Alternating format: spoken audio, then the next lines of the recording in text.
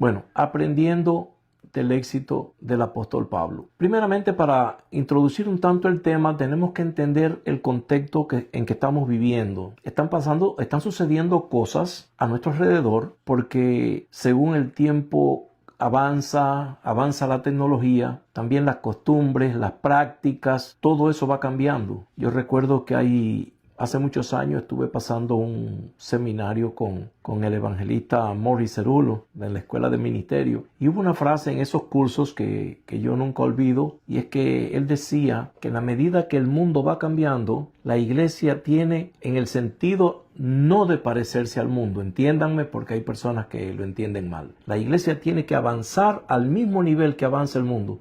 Si es en tecnología, la iglesia tiene que avanzar en tecnología. Si la cultura cambia, las culturas y las estrategias de la iglesia tienen que cambiar, porque cuando nosotros nos aferramos a los paradigmas antiguos, llega un momento en que las generaciones se van adelante, y siempre hemos dicho que la doctrina de la iglesia nunca debe cambiar, debe ser siempre la misma. Lo que debe cambiar son sus estrategias, y hay muchas personas que se aferran, ya digo, a esos paradigmas, a esos estereotipos del pasado, y siempre están comparando. Ya no es como antes, ya los templos no parecen templos. Y es que si tú te aferras a esos estereotipos del pasado, reitero, no estoy hablando de doctrina, la doctrina nunca cambiará, llega el momento que a la generación que te toca a ti ministrar no le va a interesar tu contenido, lo van a ver como algo raro, algo que no es relevante para ellos, y los cambios en la sociedad pues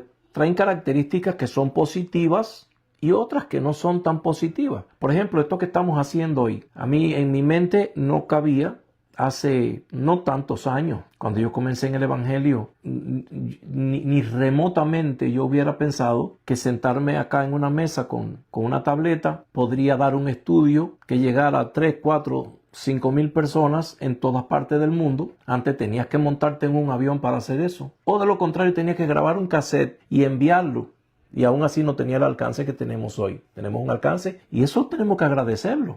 Son oportunidades que nos ha brindado el desarrollo de la tecnología. Ahora, dentro de ese mismo desarrollo tecnológico también hay factores que son negativos. Todo esto se lo introduzco para ver el éxito de Pablo, porque hoy hay una corriente de exitismo. Cuando digo exitismo, es una palabra que no es muy usada en nuestro contexto, pero sí en Sudamérica, en Argentina, en Uruguay, estos países. El exitismo no es otra cosa que el afán desmedido del éxito. Las redes sociales han traído conjuntamente ese afán desmedido de éxito. Entonces, ya donde hay la capacidad de tú poder comunicar, y además de eso, con la posibilidad de tú poder vivir de eso, como hay muchas personas que viven de eso, pues entonces empiezan a aparecer los exitistas, que son movidos quizás por un nicho de mercadeo, y van a decir cualquier cosa con tal de alcanzar ese éxito, esa fama, que lo va a posicionar, lo va a hacer sentirse diferentes, y aparte de eso, de ser conocidos, personas que quizás nunca lo fueron, y aparte de eso, de alcanzar esa notoriedad, pues entonces tener algún beneficio económico, y entonces las redes se prestan para muchas de estas cosas. Por ejemplo, te puedes encontrar un coach de nutrición vendiéndote un curso, pero que él a lo mejor lo que desayuna todos los días es hot dog con mayonesa y gaseosa. A él no le importa, él es coach y vende su curso, pero su propia vida no está representando en verdad lo que él está enseñando en su curso. Eso abunda muchísimo. Te puedes encontrar un experto por ejemplo, en la bolsa de valores, que está viviendo en un cuarto minúsculo rentado y todavía debe su carro. Pero él te vende un curso como experto en cómo invertir en la bolsa de valores, y vende un montón de cursos y llega hasta ser una persona reconocida y ser famoso en las redes sociales sencillamente por la habilidad que tiene esta persona de proyectar lo que está vendiendo o lo que está promocionando. Te puedes encontrar también a un experto, vamos a decir experto no, un jactancioso de sana doctrina. Por ejemplo, dice yo represento la sana doctrina, como un caso que yo escuché hace un tiempo atrás, y esta persona decía que sí, él era representante con orgullo de la sana doctrina, pero que creía que un cristiano debía vestir túnicas, porque esa fue la ropa con que Dios vistió a Adán y a Eva después que cayeron en pecado. Suena, ¿verdad que suena exagerado? Pero te aseguro que lo vi, quien lo estaba diciendo con una seriedad extraordinaria y te los encuentras. Y lo más bonito, son famosos. Son personas que son famosos en las redes sociales. Han alcanzado notoriedad, pero de una manera extrema. Hoy quiero mostrarte algunos secretos que convirtieron al apóstol Pablo en el apóstol, lo voy a decir sin temor a equivocarme, en el apóstol de mayor alcance en el Nuevo Testamento. Estamos hablando de alcance evangelístico. Estamos hablando de espiritualidad, de grandeza espiritual, de unción, porque bueno, Pablo mismo se consideraba ser el menor de los apóstoles, porque él se consideraba el menor porque él fue perseguidor de la iglesia. Pero cuando hablamos de alcance, estamos hablando del apóstol que escribió el mayor número de libros del Nuevo Testamento. Fue el apóstol que alcanzó casi todo el imperio romano con el mensaje de la cruz. O sea, hay una notoriedad enorme. Bueno, Pablo no tenía redes sociales, Pablo no tenía internet, Pablo no tenía las herramientas que nosotros tenemos hoy. Sin nada, Pablo fue ese apóstol de mayor alcance y vamos a decir éxito. Cada vez que hablo de éxito, siempre yo les recuerdo a las personas que cuando hablo de éxito no me estoy refiriendo al concepto de éxito que tiene este mundo. Los parámetros de éxito del cristianismo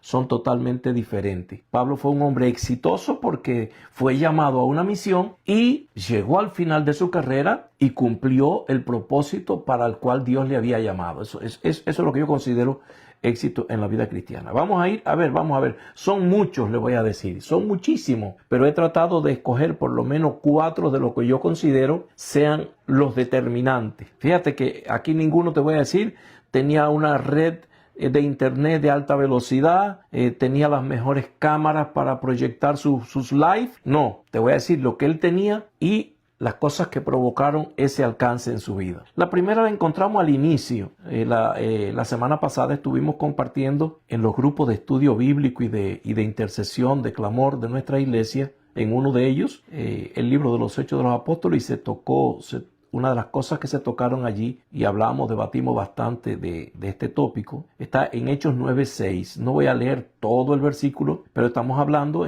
contextualizando, estamos hablando de la experiencia que el apóstol o Saulo de Tarso estuvo con el Señor camino a Damasco. Dice Hechos 9:6. Él, temblando y temeroso, después de su experiencia, en el momento de haber tenido su experiencia, dice, él temblando y temeroso, dijo, Señor, ¿qué quieres que yo haga? Ese fue el inicio del ministerio más glorioso que pudo contarse en todo el libro de los Hechos. Empezó con esa frase, ¿qué tú quieres que yo haga? A esto yo le llamo rendimiento absoluto. O sea, cuando tú dices, ¿qué tú quieres que yo haga? Me rindo absolutamente a tu voluntad. Estoy dispuesto a hacer lo que tú me pidas, porque tuve una experiencia sobrenatural, una experiencia increíble. Decir, Señor, ¿qué tú quieres que yo haga? Es descubrir la perla de gran precio que menciona Mateo en el capítulo 13, versículos 45 y 46. Dice, el reino de los cielos es semejante a un comerciante de perlas, de piedras preciosas. O sea, era alguien que se dedicaba a eso, esa era su vida,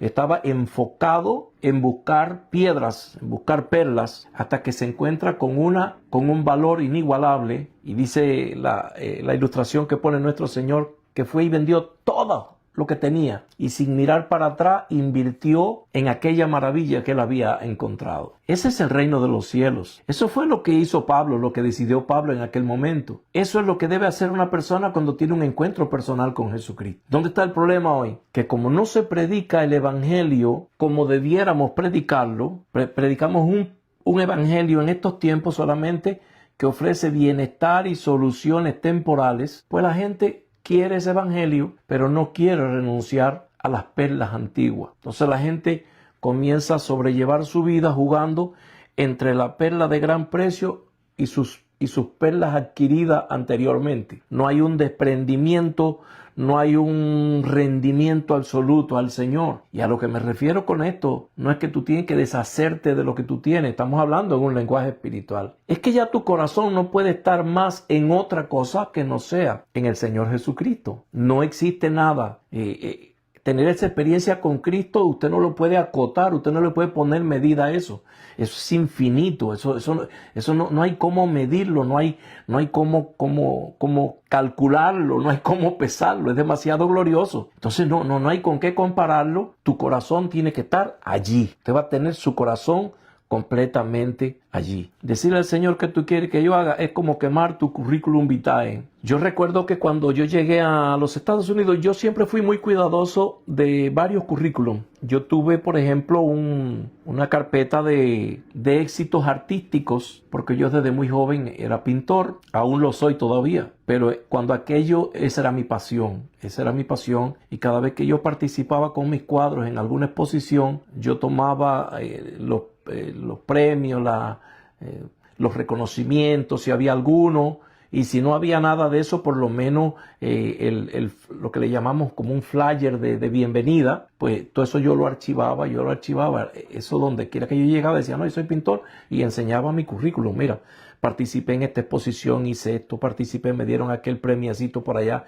Tenía ese paquete y sabe que lo conservé por muchos años. Hasta llegó el momento que, te puedo ser honesto, ni sé dónde fue a dar eso, no sé. Pero luego me comencé a organizar mi segunda carpeta, que estaban ahí las notas de mis estudios teológicos, mis cursos de formación, luego algunas asignaturas que hice de posgrado cuando llegué aquí a los Estados Unidos, mi certificado de ordenación. Para mí eso era un tesoro muy grande y tuve una experiencia con todo eso. Hubo un día que lo fui a buscar y a mí, para que se me pierda algo de ese tipo, tiene que ser, eso para mí era un gran tesoro, hasta que un día Dios permitió que yo no lo encontrara y dije, de alguna manera, en alguna limpieza que he hecho yo, pues entonces todo se fue. ¿Y ahora cómo hago yo? ¿Cómo yo me presento aquí? Yo estuve en Estados Unidos cerca de 2 años sin ejercer el ministerio, después que terminé en la iglesia metodista. Digo, ¿y ahora? Cuando yo llegue a algún lugar, ¿cómo yo presento y digo todo mi trayectoria como esto?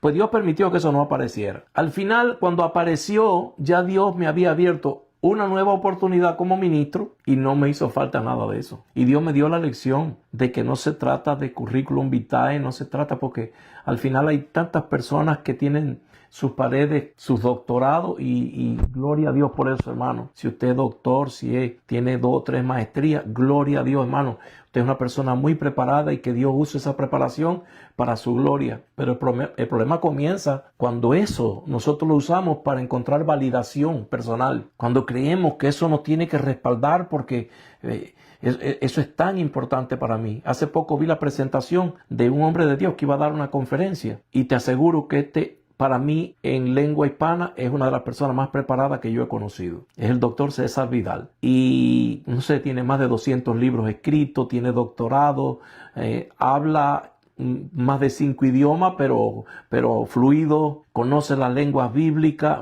Es una eminencia. Pero cuando a él lo presentan, comenzaron a mencionar todo su historial, su currículum, y él se reía al final y decía, tú has mencionado, hay títulos míos que ya yo ni me acordaba que yo los tenía. Eso convierte a la persona en alguien humilde de corazón, alguien que está enfocado solamente en una sola cosa, en su Señor. Señor, ¿qué tú quieres que yo haga? Esto es reconocer con humildad que estaba equivocado. Ojo con eso, porque en estos tiempos y en el contexto que le di en la introducción, que estamos viviendo tiempos también donde hay esta lucha de convertirnos en el alfa, y entonces cada vez se hace más difícil reconocer, me equivoqué. Al contrario, no, yo tengo la última palabra, punto. Y hay toda una batalla por mantener esa posición alfa entre los demás, que quizás tengan tu mismo perfil o estén en tu mismo nicho, y hay una batalla para uno tratar de plantarse en esa posición. Ahora, encontrar personas en estos tiempos en cualquier área o en cualquier lugar, sea tanto secular como dentro de la iglesia, cada vez hay menos personas que tú te puedas encontrar que digan, me equivoqué. Lo que estaba tirando Pablo por el piso era todo, hermano. Era todo. Todo lo que he corrido, mi currículum, mis títulos, mis conexiones con mis parientes, mi gran maestro Gamaliel, todo. Dice, Yo estoy persiguiendo a este. Yo lo estoy persiguiendo al más importante de la historia, al Salvador, al Mesías prometido. Y pensé que con todo ese bagaje de conocimiento y reconocimiento y preparaciones, pensé que era alguien, pero al chocar con esta realidad me doy cuenta que no soy nadie y que he vivido equivocado toda mi vida. Y hay personas a las que se le ha revelado Cristo y ¿sabes qué? Que no lo aceptan por orgullo, porque han caminado tanto y han alcanzado tanta reputación que ahora le cuesta trabajo poder decir me voy a olvidar de todo para aceptar a Cristo. Ya el orgullo no les permite dar el paso habiendo sido iluminados por el Espíritu Santo, habiendo sido despertado por el Espíritu Santo, reconociendo que Dios le está abriendo una puerta de oportunidad, pero no dan el paso, sencillamente por orgullo. En esa caída se cayó todo en lo que Pablo se había apoyado, todo lo que él creía que era importante. Vamos a ver el segundo, lo que llamo, no lo puedo llamar tip, pero estos no son tips, son secretos, son revelaciones que hicieron que este hombre tuviera el alcance que tuvo y el éxito que tuvo. Está en 1 Corintios capítulo 15, versículo 10. El tiempo se va volando. Dice la palabra del Señor: pero por la gracia de Dios soy lo que soy, y su gracia no ha sido en vano para conmigo. Antes he trabajado más que todos ellos. Cuando dice todos ellos, en el contexto te das cuenta que está hablando de los demás apóstoles del Señor, los que caminaron y vivieron con Cristo. Dice, yo he trabajado más que todos ellos, pero no yo, sino la gracia de Dios conmigo. Para Pablo, fuera de la gracia no hay nada, y debía ser para nosotros igual. Para nosotros debe ser de la misma manera. Cuando tú le quieres añadir a la gracia algo más, estás convirtiendo tu experiencia en un híbrido. Gracia más otra cosa ya no es gracia, es un híbrido. Hay quien quiere ajustar, no sé de qué manera, la ley con la gracia, pero no es eso lo que dicen las Escrituras. Es un híbrido. No funciona. O es una o es la otra. O te justificas por la ley o eres justificado por la gracia. Pero no, que tiene que ver, que tienen que estar. Bueno, eso es un híbrido. Por lo menos no encuentro en las Escrituras algo que me diga que deben caminar juntas. No existen. En la Biblia no está. Y eso pudiera ser un tema de debate porque sé que es un tema hoy muy volátil entre algunos predicadores y algunos movimientos que hay por ahí, pero sencillamente aquí Pablo menciona la gracia como el todo en su vida. Ahora, dos principios se desprenden de este texto. El primero, mi identidad se origina en la gracia. Soy lo que soy. Punto. No es lo que era, porque hay personas que creen que cuando uno se convierte a Cristo, Dios viene a remendar el Adán que vivía en ti, a mejorarlo. John Wesley le llamaba a eso, a la persona que se portaba bien dentro de la iglesia como religioso, pero que no había nacido de nuevo. Era intachable, pero Juan Wesley le llamaba piedad pagana. Entonces, no existe el bien fuera de la gracia de Dios. No existe. La Biblia lo dice claramente, dice de manera que todos pecaron y todos están destituidos de la gloria de Dios. No hay justo, ni siquiera uno. Es lo que dice la palabra del Señor. Ahora, por la gracia de Dios soy lo que soy. He venido a ser lo que soy por la gracia de Dios. O sea, mi identidad se originó en la gracia. No es un Adán reparado, no es un Adán mejorado, no es un Adán más o menos ahí remendado, que ahora se tiene que portar un poquito mejor. Ese es el concepto que la mayoría de las personas que vienen a la iglesia tienen. Es muerte, sencillamente, aunque voy a tocar un poquito más adelante el término, pero mi identidad se origina por la gracia de Dios, soy lo que soy. No te jactes de que yo de que yo estudié, de que yo me preparé, de que yo me esforcé. No, soy lo que soy por la gracia de Dios. Soy el resultado de su gracia. Y el segundo principio que podemos encontrar allí, mi éxito ministerial es causado por la gracia de Dios. Dice Pablo ahí en el contexto. Antes yo he trabajado más que todos ellos. Y luego aclara, pero no yo, sino la gracia de Dios conmigo. Hoy se habla mucho de estrategia. Oye, ¿qué estrategia tú crees que debo seguir para yo poder tener algún resultado ministerial? A mí me han recomendado un montón de estrategias. Ay, pastor, ¿y por qué no haces esto? O si no, caballero, el próximo domingo tenemos servicio evangelístico. Que cada uno traiga un invitado. Estrategia. Pablo creyó absolutamente que su éxito ministerial dependía de la gracia, para decir yo he trabajado mucho más que todos los demás apóstoles. Luego tuvo que aclarar, pero no yo, sino la gracia de Dios en mí. Todo lo que hemos alcanzado. Por eso es bueno que de cuando en cuando uno tiene algún resultado, haga una pausa en la vida y tenga que decir, Señor, ayúdame a nunca pensar que lo que tengo, que lo que he alcanzado, tuvo algo que ver conmigo, tuvo que ver todo contigo. ¿Y sabe quién fue el maestro que nos enseñó que eso así funciona? El maestro de maestros, Jesús. Dice que fue llevado al desierto después que fue tentado, vino en el poder del Espíritu Santo, porque además de Cristo ser nuestro Salvador, también ha sido el modelo de cómo debe vivirse el verdadero cristianismo. Vino en el poder del Espíritu Santo y el poder de Dios estaba con él y todo lo que hacía lo hacía en el poder de Dios, siendo el Dios, pero sabemos ya, esto es básico, creo en la doctrina cristiana, que él no, como dice Filipenses, que él siendo de forma de Dios no estimó el ser igual a Dios, o sea, se vació, no fue que se separó de Dios, sencillamente dice, no voy a usar nada como Dios, lo voy a usar todo como hombre. Y voy a depender del poder del Espíritu Santo para poder hacer lo que hago. Tú no necesitas más nada para alcanzar lo que Dios quiere hacer contigo. Lo que tú necesitas es la gracia. Levántate en la mañana y di que tu gracia me sostenga siempre, que tu gracia me asista, que tu gracia se manifieste a través de mi vida y pueda yo hacer lo que tú quieres que yo haga y en tu poder para que la gloria sea tuya. La gracia, lo hemos definido en varios contextos, pero la gracia es la virtud que Dios pone en tu vida para que puedas hacer y cumplir el propósito divino. Por eso Pedro decía que todas las cosas que pertenecen a la vida y a la piedad nos han sido dadas. Ahí entra la gracia. El próximo está en Gálatas 2:20. Veo que esos son clásicos, lo que te estoy dando son clásicos muy conocidos, pero son los secretos de Pablo. Y no son solamente los secretos de Pablo, son los secretos del Espíritu Santo para que tú y yo podamos vivir de manera diferente. Gálatas 2:20, con Cristo estoy juntamente crucificado y ya no vivo yo, mas vive Cristo en mí. Hace tal vez 2 meses yo hice una publicación corta. Fue una publicación, una imagen con un texto, con una frase que no era mía la frase es de A.W. Tozer, que dice, nadie que sale para el Calvario estará planeando cosas para su regreso. Va a morir. Y a mí me llamó la atención que algunos pastores que comentaron que no entendieron eso. Eso no lo pudieron entender. Y no voy a ser tan explícito con algunos comentarios que escuché, pero algunas personas hicieron comentarios que yo decía, no pueden entender esto. Claro, el que va a morir no planea nada para el regreso. El que va a morir se muere. El muerto no regresa con planes. Bueno, ahora cuando regrese al Calvario voy a hacer esto y voy a fundar una iglesia aquí, voy a fundar una iglesia allá. La gente no entiende eso. Y lógico, vas a volver, pero vas a volver como volvió Cristo del desierto, en el poder del Espíritu. Y Pablo, por eso es que Pablo dice que no es otra cosa que esto mismo, pero dicho con las palabras de Pablo, ya no vivo yo, así de sencillo. Por eso esta frase yo considero que no es apta para mentes inferiores y sin menospreciar a nadie. Cuando digo mentes inferiores, estoy hablando de mentes inmaduras que todavía no manejan.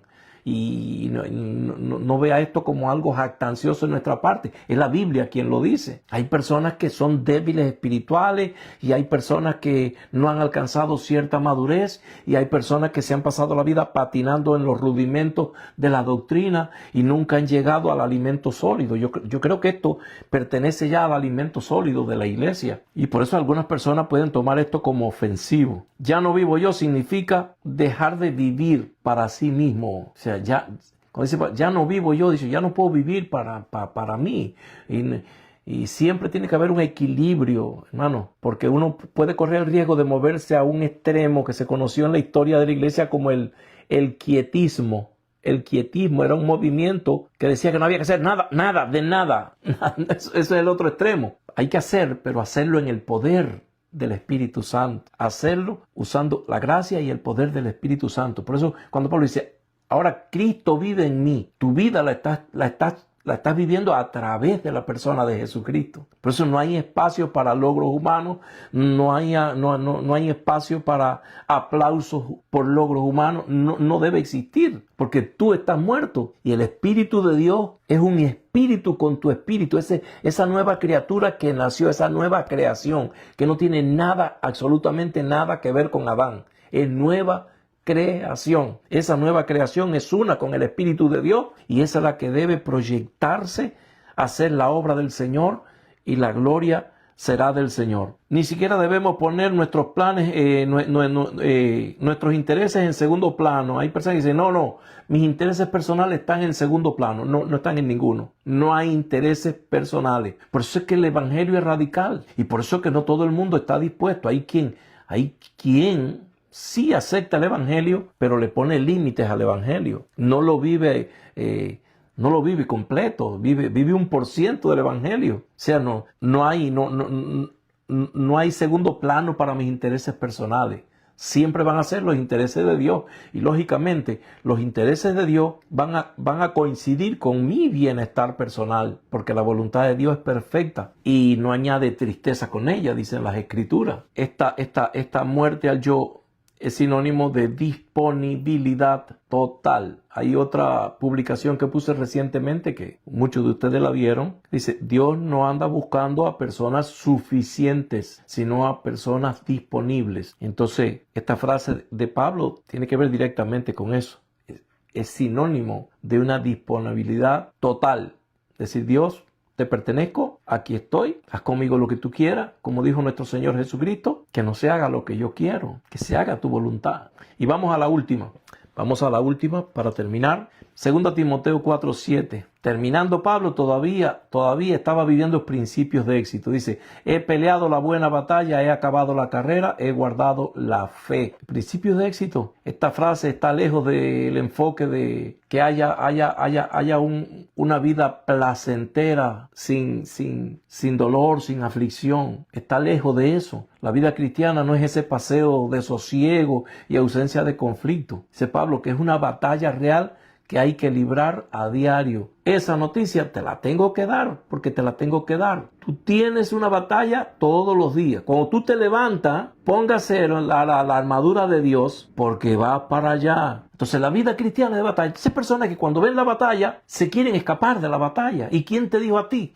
que si tú escapas de la batalla, de la buena batalla, porque es buena, quién te dijo que te quedas sin batalla? Al contrario, vas a entrar en una nueva batalla que se llama la mala batalla, que es la batalla de la tiniebla. Y ahí vive la gente con el estrés, con la desesperación, sin saber qué van a hacer, de psiquiatra en psiquiatra, de psicólogo en psicólogo. No saben cómo enfrentarlo. El cristianismo tiene bendiciones, tiene momentos de sosiego, tiene momentos de refrigerio, como menciona la Biblia. Hay momentos después de venir momentos difíciles, Dios envía tiempos de refrigerio, ¿no? Pero quiero que tú sepas que hay una batalla y que va a durar toda la vida. No va a ser algunas veces, toda la vida. Y dice Pablo, he peleado la buena batalla. Me estoy despidiendo, pero peleé esa batalla. Era una batalla de todos los días. Batalla con los de afuera, batalla con los de adentro, batalla con los opositores, batalla contra los judaizantes, batallas con tormentas, con naufragios, batallas con hambre, batallas con traiciones dentro del ministerio, batallas contra ingratos, como lo fueron en algún momento los corintios con Pablo, que le partieron su corazón, lo hicieron llorar una y otra vez, después que él les sembró el evangelio en sus corazones. Es de todo tiempo, pero no le tengan miedo. El Señor dice, en el mundo tendrán aflicción, pero confíen, el Señor ha vencido. Por eso yo considero que esta no es una mala batalla, es una buena batalla. ¿Por qué? Por dos cosas. Número uno, porque la victoria está segura. Es lo que vemos en la Escritura. Y número dos, porque nos está preparando para la eternidad. Y para eso nos dejó el Señor. Si no, el Señor no nos hubiera dejado en este mundo. Nos hubiera ya aceptando a Cristo, pasaje directo, en VIP para el cielo, directo. Pero no nos dejó aquí, ¿sabe? Que esto estaba complicado y nos envió como corderos en medio del lobo. Pero nos aseguró que no nos desampararía, que no nos dejaría y que siempre vamos a tener la victoria. Todos los que estamos ahí, los que llevamos un tiempo, podemos contar de todas las batallas que nos ha librado el Señor. Amenazas, traiciones. Y nunca he visto al Señor perder una batalla siempre que nosotros le seamos fieles al Señor. La segunda cosa que él menciona es la carrera de la fe. La carrera requiere tres cosas: perseverancia, disciplina y resistencia. O sea, hay una carrera, he peleado la buena batalla, he acabado la carrera. La carrera tiene tres características y sería bueno hasta que las anotara si quiere para que la memorice. perseverancia. La perseverancia es insistir a pesar de. Eso es perseverancia, constancia. Disciplina no es hacer las cosas que yo quiero. Disciplina no es hacer las cosas cuando el ambiente es adecuado. Disciplina no es hacer las cosas cuando mi estado de ánimo está positivo. Disciplina es saber qué tengo que hacer y hacerlo siempre. Eso se llama disciplina en cualquier ámbito de la vida. Y eso tiene que estar implícito dentro de la carrera del cristiano. Y por último, resistencia, que no depende de tu fuerza. Fortaleceos en el hombre interior por el Espíritu, para que habite Cristo por la fe en vuestros corazones. La gracia de Dios te permite tener esa resistencia, pero tienes que ser, como hemos dicho en otras ocasiones, proactivo en esa carrera. Por eso Pablo lo vio como una meta alcanzada. El mismo Pablo que decía, por la gracia de Dios soy lo que soy y todo lo que he hecho ha sido por su gracia. Ahora dice, he acabado esa carrera. Y esa carrera implica esas tres cosas. Y siempre aconsejamos a las personas diciéndoles, no corran, vayan al paso, porque corremos el riesgo por el contexto en que estamos viviendo. Si no me apuro, me quedo atrás. Si no me apuro, tengo que estar adelante. Si yo no me apuro, me quedo atrás. No, hombre, no. Ve al paso, porque hemos visto muchas personas correr delante, correr, y en algún momento del camino, usted a su paso se da cuenta que estaban ya a la orilla del camino. Al paso de Dios. No porque tú corras, no es porque tú corras, es que vas a lograr más que nadie. Tú, lo que está diseñado para ti lo vas a alcanzar tú y lo vas a alcanzar en el tiempo de Dios. Me encanta ese texto que dice que no se trata de la habilidad que tenga el jinete ni de la fuerza del caballo. La victoria viene de parte de Dios y eso requiere de una resistencia, hermano, de mantener ese paso ahí. No te dejes llevar por la presión, no te dejes llevar por la competencia. Yo he visto mucha gente sufrir por la competencia. Pero ¿cómo va a ser? Este se me fue adelante, yo tengo que ir adelante. ¿Cómo lo voy a hacer? ¿Tengo yo que? No, vaya. Porque al final, si usted no desmaya, va a llegar con perseverancia, disciplina y resistencia, no con velocidad. Y la última es guardar la fe en tiempos donde es impugnada día a día. Y eso no es tarea fácil. Dice Pablo, he guardado la fe, porque la fe va a ser impugnada todos los días. Cada día aparecen movimientos nuevos, movimientos con fuerza, que arrasan y pasan por el mundo evangélico y se llevan a Mazantín el torero, como decimos en el argot popular, ¿no? Porque la gente está, preocúpate por ese contenido de fe con el que tú naciste. Yo veo personas, hoy he conocido personas que están negando totalmente en lo que creyeron toda la vida. Y eso en lo que creyeron toda la vida los transformó, los cambió. Dios trató con ellos, Dios se les reveló. Y hoy dicen que no era, que estaban equivocados. ¿Sabe por qué pasa eso? Porque no guardaron la fe, como dice Pablo. Y este es el consejo como pastor y como amigo. Entre más nos acercamos a la segunda venida de Cristo, va a ser más difícil guardar la fe, porque va a haber presión. Usted no está mirando como los valores van cambiando. Al principio era un escándalo y después la gente se va adaptando a ello y llega el momento que la gente lo ve como normal. Hay una frase de John Wesley, lo menciono por segunda ocasión. Dice que lo que una generación tolera, la próxima lo abraza. Y esto entra gradualmente. La gente se va aclimatando al mal, pero hay que guardar ese paquete de fe. Yo tengo que definir en qué yo he creído. Tú no me puedes decir a mí que para ti viviste 20 años considerando a Cristo como el Mesías de Dios, como el único y suficiente Salvador de Dios, y que hoy tú me digas a mí que no, que todo eso es mentira y que es un invento de Roma. ¿Sabe qué? Usted no ha guardado nada. Usted lo que ha guardado es basura en su corazón y basura.